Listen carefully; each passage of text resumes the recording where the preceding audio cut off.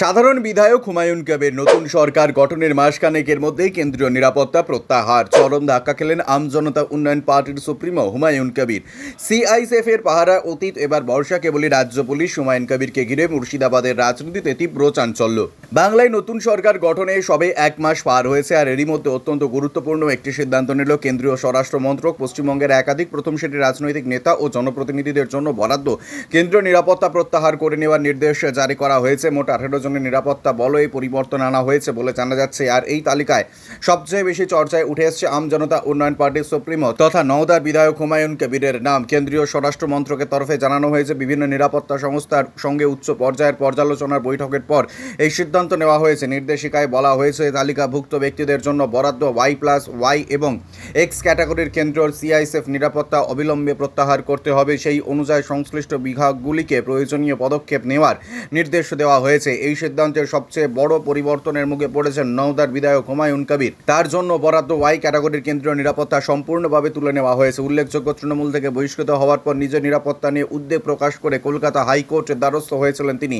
সেই সময় আদালত বিষয়টি কেন্দ্রীয় স্বরাষ্ট্র মন্ত্রকের বিবেচনার উপরে ছেড়ে দেন। পরবর্তীতে কেন্দ্রীয় নিরাপত্তা পান হুমায়ুন কবির। তবে বর্তমান পরিস্থিতিতে সে নিরাপত্তা আর বহাল থাকছে না। এখন থেকে তিনি একজন সাধারণ বিধায়কের মতো রাজ্য নিরাপত্তার ব্যবস্থার আওতায় থাকবেন। এখানে আরেকটি গুরুত্বপূর্ণ বিষয় হলো, ভাঙড়ের আইএসএফ বিধায়ক নওশাদ সিদ্দিকীর ক্ষেত্রেও এক সময় নিরাপত্তা নিয়ে প্রশ্ন উঠেছিল। তিনি আদালতে দ্বারস্থ হওয়ার পর আদালতের নির্দেশে কেন্দ্রীয় নিরাপত্তা পান। সে নিরাপত্তা এখনও বহাল রয়েছে, কিন্তু হুমায়ুন কবিরের ক্ষেত্রে আদালতের সরাসরি নির্দেশ না থাকায় কেন্দ্রীয় নিরাপত্তা প্রত্যাহার করা হয়েছে বলে জানা যাচ্ছে।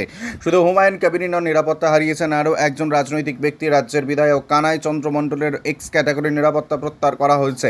একই সঙ্গে গ্রেটার কোচবিহার পিপলস অ্যাসোসিয়েশনের সাধারণ সম্পাদক মুন্সী বর্মনের জন্য বরাদ্দ Y ক্যাটাগরি নিরাপত্তা বাতিল করা হয়েছে। এই তালিকায় একটি বড় অংশ জুড়ে রয়েছেন পূর্ব মেদিনীপুর, নন্দীগ্রাম ও উত্তরবঙ্গের কোচবিহারের ও আলিপুরদুয়ার অঞ্চলের বিজেপি নেতা কর্মীরা। নন্দীগ্রামের বিজেপি নেতা প্রলয় পাল, সাহেব দাস, ধনঞ্জয় গড়া, সুদীপ দাস এবং বটকৃষ্ণ দাসের এক্স ক্যাটাগরি নিরাপত্তা প্রত্যাহার করা হয়েছে। এছাড়াও আলিপুরদুয়ারের বিজেপি রাজ্য সম্পাদক মোহন শর্মা, কোচবিহারের সাবিত্রী বর্মন ও গিরিজা শঙ্কর রায়, উত্তর দিনাজপুরের শঙ্কর অধিকারীর মতো নেতারাও আর কেন্দ্রীয় নিরাপত্তা পাবেন না। তালিকায় রয়েছে বিগত নির্বাচনে প্রতিদ্বন্দ্বিতা করা একাধিক প্রার্থীও।